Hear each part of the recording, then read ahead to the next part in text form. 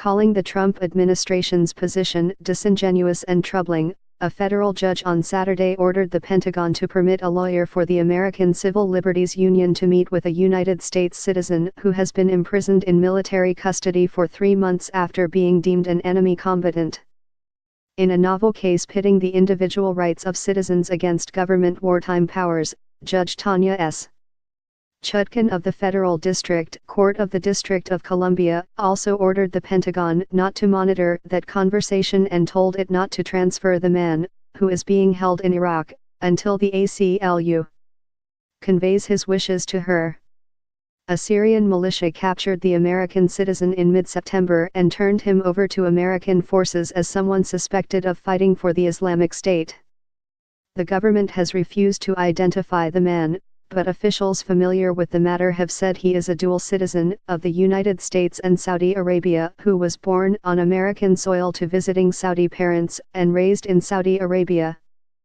The ACLU has filed a habeas corpus lawsuit on the man's behalf challenging his indefinite detention without charges or a lawyer. The Trump administration has asked Judge Chutkan to dismiss the case, arguing that the rights organization lacks standing to file suit on the detainee's behalf since it has not met with the man, has no relationship with him and does not know his wishes. In a 12-page ruling, Judge Chutkan sharply criticized the government's position as disingenuous at best since the Defense Department is preventing lawyers for the group from conferring with the man.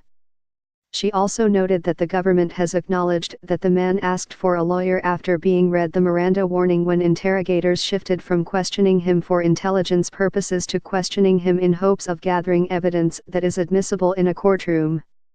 Having informed the detainee of his right to counsel, and the detainee having asked for counsel, the department's position that his request should simply be ignored until it decides what to do with the detainee and when to allow him access to counsel is both remarkable and troubling, she wrote. Wynne Hornbuckle, a Justice Department spokesman, declined to say whether the government would comply with the ruling or file an appeal. "We're reviewing the ruling and will decline to comment," he said. But Jonathan Hafetz, the lead ACLU attorney on the case, praised the judge's decision. "This is a landmark ruling that rejects the Trump administration's unprecedented attempt to block an American citizen from challenging his executive imprisonment," Mr. Hafetz said. "Ensuring citizens detained by the government have access to a lawyer and a court is essential to preserving the Constitution and the rule of law in America." National security officials initially wanted to prosecute the man in an American court for providing material support for terrorism, according to officials. But that proved difficult because of a lack of courtroom admissible evidence, in part because questioning of him ceased after he was read his rights and asked for a lawyer.